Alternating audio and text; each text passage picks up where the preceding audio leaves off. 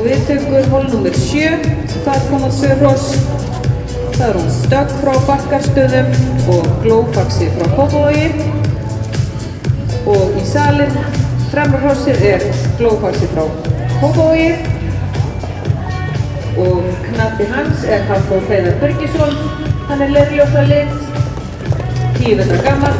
Faðir hans er Parker frá Sólheimum og móðir er Lísa frá Melstað.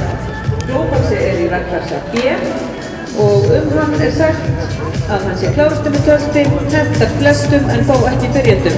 Hann er sýndur árið 2011 með byggingareinkunnina upp á 8,24 og hæfileikaeinkunn upp á 7,60. Hann hefur einhverja keppnisreynslu og umsjónarmaður er Lilja Sigurðardóttir.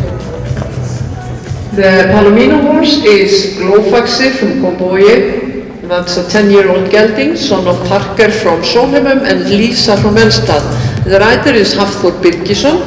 Glófaxi is a four-gated horse, easy, maybe not for total beginners. He was shown 2011. I got then for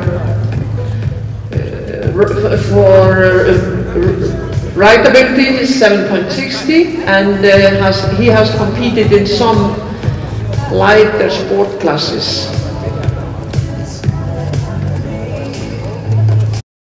The prize classes are 4. In prize class A we have 700,000, that's about 4,900 euros.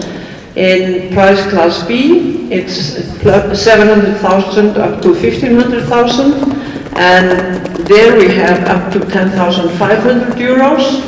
And prize class C goes from 10,500 euros up to about 20,000 euros, and prize class D is above there.